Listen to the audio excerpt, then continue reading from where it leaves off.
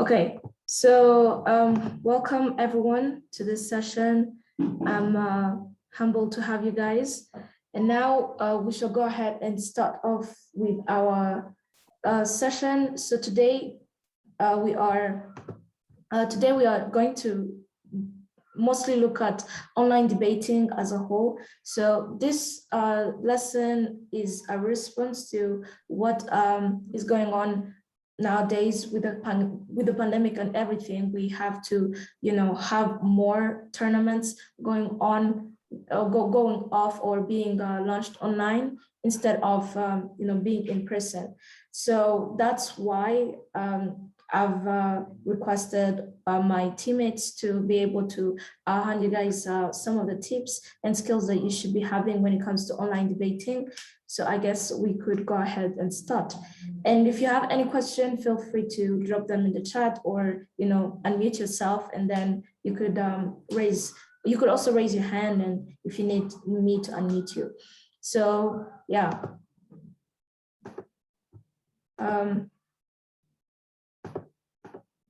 Yes. So what does it look like? What does this whole thing look like? So when it comes to online debating, we are expected to, number one, still follow the rules of debate, but a few adjustments are made in the end. So the first one that you should look out to would be that the points of information, when they're being raised, they interrupt your speech, because when you're speaking and the other person is also speaking and you're using a virtual mean, then it means that automatically one's message won't be able to be heard, or both of them. So what we do in that case, you're advised to stop speaking, and then you either dismiss or accept that point of information, because when you're still talking, it would be possible when it comes to in-person debating, but it's not possible when it comes to virtual debating, because at a certain point, your argument loses meaning when the other person is probably struggling to raise their point of information if they have poor internet and all the stuff. So the other thing is, when you have bad internet, what do you do when you have to, one, put on your video, and also you have to speak? So at a certain moment, you have to feel free and inform your problem to the judge. Then you will be granted the right to turn off your video, because when you turn off your video, it's more easy to bring out your point, and they are heard very well. So the other thing is that when you start breaking, you have to stop your timer. So the timer here, we usually have a timekeeper in the room, in the virtual room, but you also have to have your own clock or your own timer, right? So you have to stop your own timer, and then you will inform the judge and the timekeeper that this is the minutes that I was, that I was remaining with, and they will be immediately, they will stop. You'll have to start off from there. So the last one, I think obviously you have to know, is that eye contact now is mostly through the camera, right? So instead of looking at the judge, there is no one there who's judging you, but they are just behind your screen, as you know. And eye contact should always be through the camera. So you want to, even if you're reading on a piece of paper or on your laptop, you have to always make sure that you look up and then face your camera.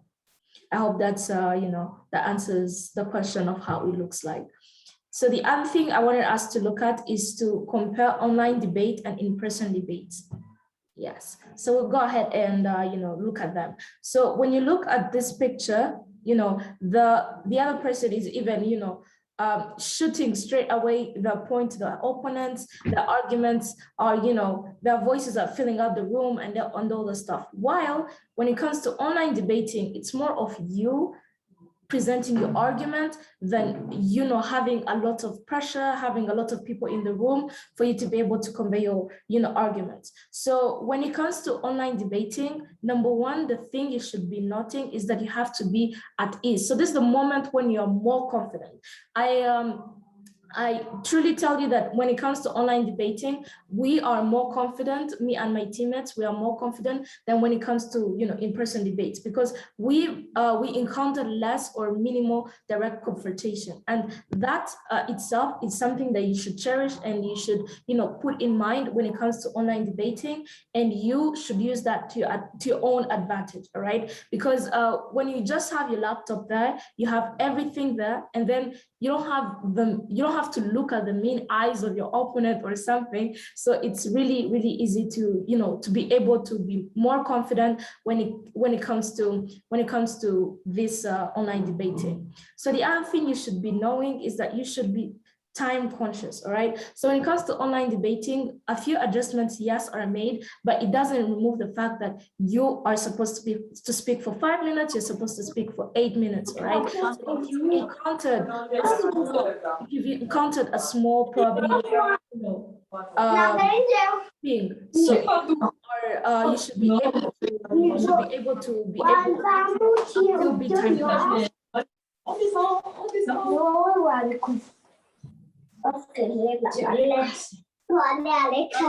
Whoever has the mic on, could you please mute yourselves? Yeah, okay. Yes.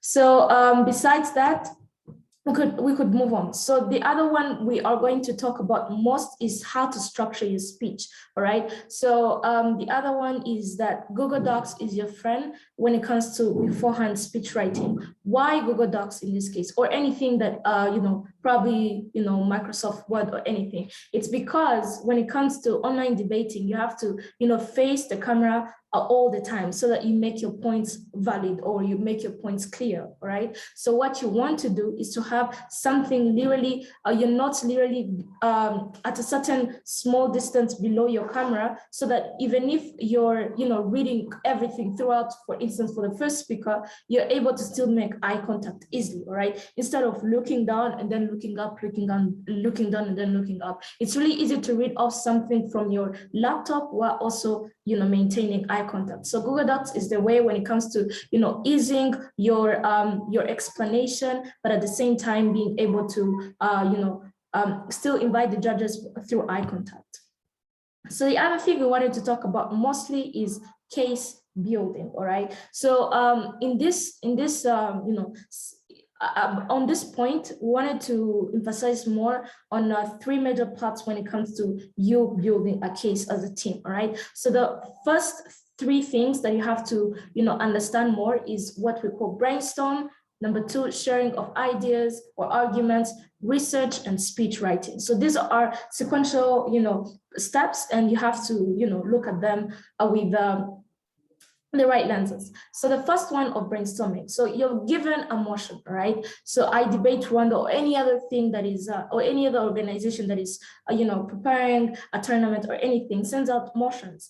And then you look at the motion. The biggest mistake that many debaters make is to literally rush into research, right? So you get a motion, then you're like, okay, let's go to research about it. But you're literally jumping 2 major steps. So the first step is brainstorm, right? Just sit down without any use of, internet or anything, and everyone takes the time to understand the motion deeply on their own, all right, without use of the internet, all right? So what we usually do when it comes to us, my teammates, we usually divide amongst ourselves the sides, all right? We're like 2 of us, because we think this motion has a hard proposition side. 2 of us handle the proposition side, and then 1 of us handle the opposition side. When it's the reverse, then 2 handle the opposition and 1 handles the proposition. So and then we sit individually. Obviously, even if we are 2 people that are handling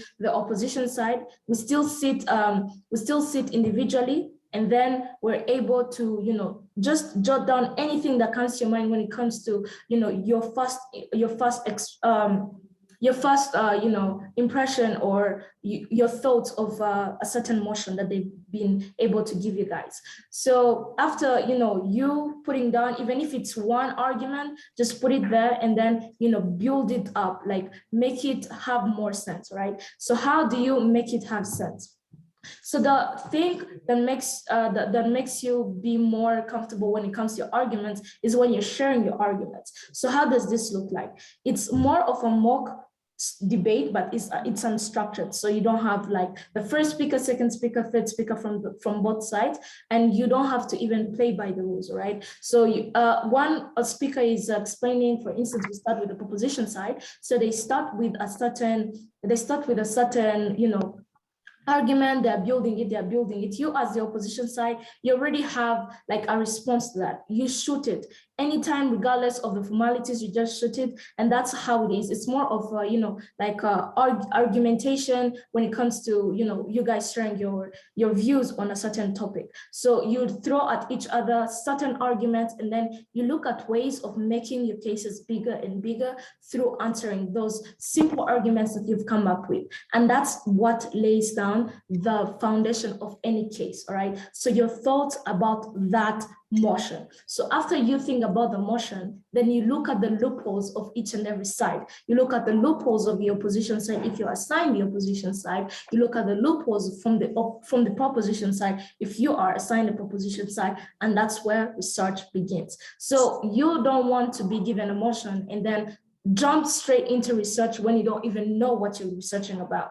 But if you've brainstormed, you've shared your arguments, and then you have certain points that you have to research about, that makes your research more fruitful and have more sense. So when you're researching, the thing about research, you don't research as in you don't research your own arguments. Like, you already have the arguments and you still believe in them, right? So that's the first thing. You have to believe in your arguments. So what you do, you look for stats and other pieces of empirical evidence to be able to back up your own arguments, right? So even if you come up with other arguments, they still have to back up your own arguments, because when you get out of the scope of what you've already understood about the topic or the motion, then it makes you confused at a certain point. And that argument that you've researched about, it might be big, it might be a bigger argument, but you might not bring it to the table as a big argument.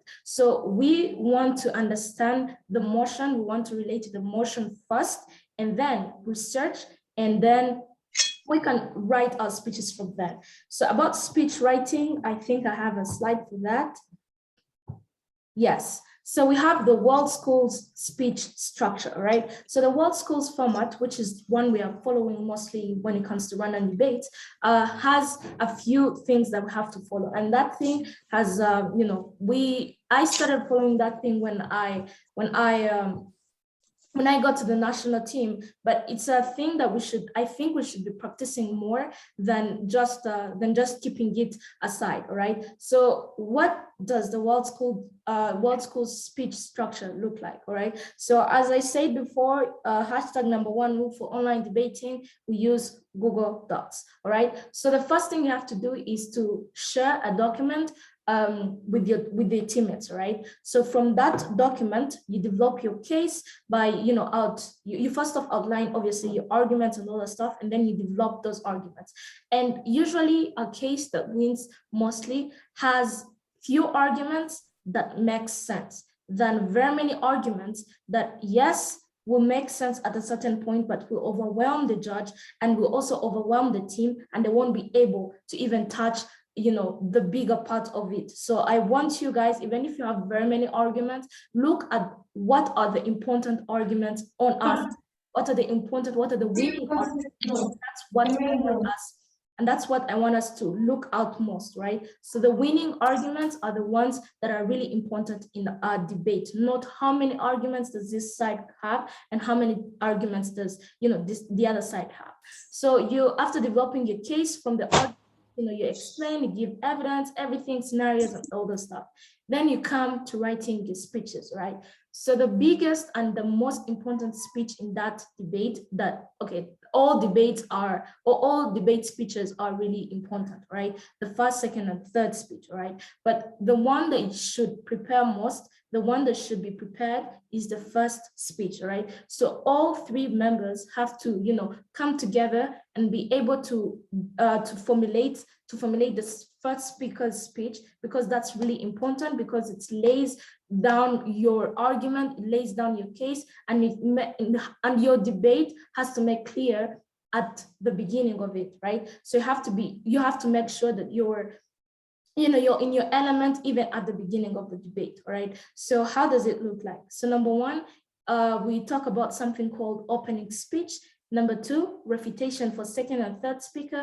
And number three, rebuilding your case, right? So for the opening speech, it usually consists of your perspective of the whole debate and what you will be presenting in your speech, right? So usually this is more of the the part of your speech that gives you credibility, and that gives you that hooks the judge, right? So it might be, you might start with a poem, obviously, you might start with a quote, you might start with your overview of the whole debate as it is, right? So it might be a certain statistic, all right, that you want to present that lays down all what you have to present in your debate. So, and then your opening speech, even if it is weird or anything, or even if it doesn't make sense at the beginning, you have to still link it to what you're talking about, all right? So after your opening speech, you want to explain to the judge what you'll be doing, all right? So number one, you tell him, you first off give him, for instance, a certain summary of what you'll be doing. So you've given them your certain statistic or that quote that you wanted to make that makes your case still stand, all right? And then from there, you're like, you know what, I am proud to oppose, I'm proud to propose. But in my speech today, a few things. Number one, I'll be refuting this point. Number two, I'll be also refuting this point, which takes me to rebuilding our case on these 3 points. And then from there, you go on to refutation. So you start, number one, refutation, a few responses to that. You even structure responses, right? So that the judge is able to even make bullet points when it comes to his judging, and he's able to note each and everything you do. Because when I've seen that when it comes to judging, it's a really hard job. And when the debaters don't make it simple for the judge to be able to flow the debate, then they lose out in the end, right? So if I start my speech, I've given my opening speech, I've then, I told them what I'm going to do in this debate. Then when I'm giving even my, my arguments, I'm able to, flow them very well. If this is the first argument, there are 2 things to that. Number one, this and this and this and this, which links back to their own argument and it clashes with them. Number two, you just want to make sure that you bullet your points, and then you're able to show the right direction to the judge when it comes to making his job really easy. And the side that makes the judge's job easy is the side that usually wins, because he's able to flow their debate very well and therefore can be biased when it comes to a few points, because he understood that point really well, because you bulleted each and everything that you were talking about. And then the other side just had a messed up, when it comes to messy, it's really hard to judge, right? So I would like to have you guys not also have messy debates, because they're really hard to judge, and the judge's decision might also be might be biased or not informed in the end. So the other part wanted to talk about our impromptus, but I'm going to mute myself and invite Abdulkarim to share more about this.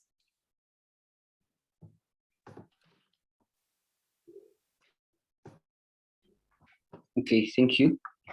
I think our first introductions, I think there's some participants from Rwanda. My name is Abdulkarim. I was on the debate team for Rwanda High School. I debated alongside Audrey and Joel. So in this presentation, I shall simply be helping you with the impromptus, which, as you all know, are debates where they give you the motion like right before the debate, usually 50 minutes, 1 hour right before the debate. So what you do in this time, it's really the same as what you do normally, except it's squeezed in a small amount of time. So I'm not going to be giving you like completely different stuff. I'm mostly helping you with the time budgeting, right? So in impromptus, what really helps you win, the key to winning impromptu debates is to manage your preparation time properly. So here's what you should do. This is assuming you have 50 minutes. So first of all, like she said, you're supposed to do brainstorming, right? Brainstorming individually. You have been given the motion, you all go on your own and you focus each one individually on developing their own arguments, right? Before you all exchange ideas, before you affect one another's interpretations of the motions, right? So everybody first makes their own work and research only if you have to, but I advise not do that. Sometimes the motion may be completely like one that you cannot brainstorm on your own without some research. So research only if you have to, right? So that don't take more than 5 minutes. You just want the main points. Then the second thing to do is to present to one another. So you go around in circle. Let's say from the first speaker, second speaker, third speaker, or any order you want, and everybody presents what they have come up with. No like discussing yet, just to make sure everybody presents what they have come up with, right? Then that should also not take more than 5 minutes. It's just sharing what everybody has. Then the most important part is to discuss and research, right? So here's where you have to construct your case. If it's a policy debate, if it's a policy motion, you have to look at the HIPC, the harms, inherency, plan, solvency, and impact. Or if it's simply a values debate, you have to see which arguments the whole case is going to be around, right? And at the same time, you're supposed to be doing research to like get evidence and everything. So for all your arguments, I encourage you to use this R's. R's is ARE, which are assertions, reasoning, and evidence, right? So the assertion is what it says, like the point itself, if you have to give it in one line. Then make sure you have its reasoning. Does it make sense? How can you explain it? And then the evidence. Audrey, go to the next slide.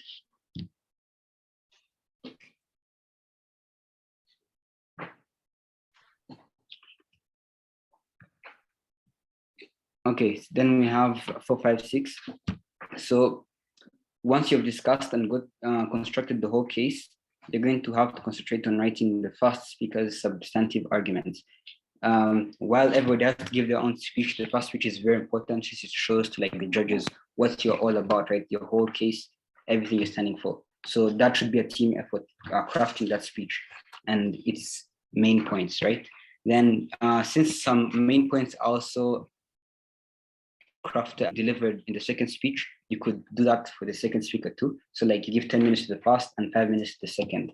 And lastly, could you talk about these opening speeches, like introductions to your speech?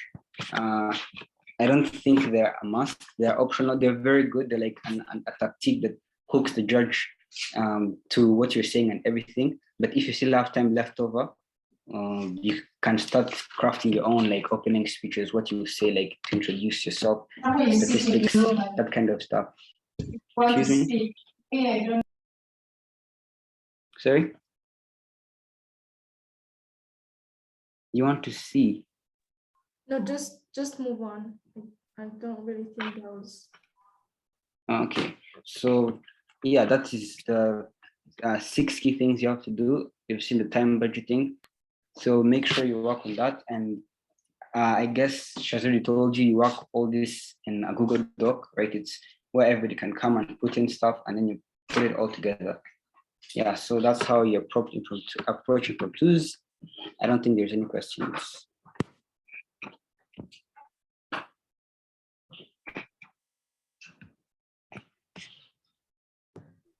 I guess we just have come to the end of our presentation when it comes to what online debate looks like and what you should expect and what is expected of you to be able to, win a certain round.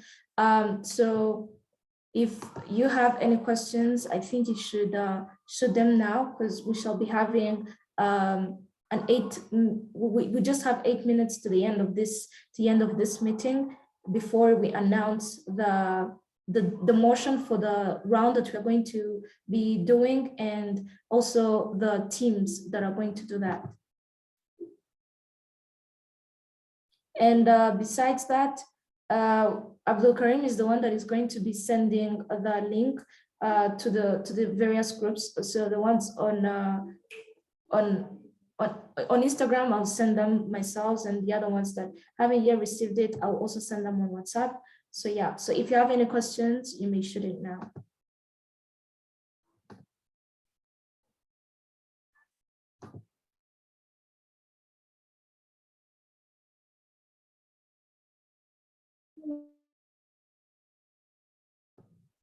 Oh, and if we don't have any questions, I guess we may now move on to the pairings of this round.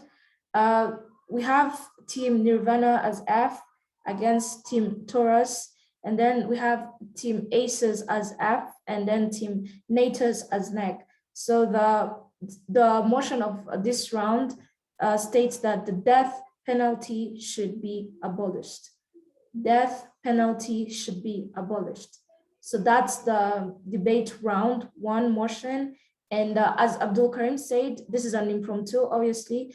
You will have to, number one, we shall give you prep time of 50 minutes. And in those 50 minutes, I hope, let me just go back to what he had said. I hope we are able to use this assertions, reasoning and evidence way of being able to discuss and research. In this case, I think even if there is less need for you to research about to give us empirical evidence, we just need to understand more of what you think about it, your arguments and all the stuff, why you're for it and why you're against it. And then you shall have 5 minutes of brainstorm. I want you guys to be able to time yourselves, and you shall be able to, I believe that any one of you can go onto a call so that you guys can meet and prep together. So it might be a WhatsApp call, depending on what your team prefers. It might be a Zoom call, depending on also what your team really wants. And see you guys in 50 minutes precisely. And I will start my timer of 50 minutes, literally 5 minutes from now. And you shall be able to, use all this stuff. So yes, thank you so much for attending. And I hope you guys, deliver your best. And we want to also see whether you could, incorporate all what I have just said and what Abdulkarim just said in what's in this round. And we hope you guys enjoy it. And yeah, so thank you so much for attending.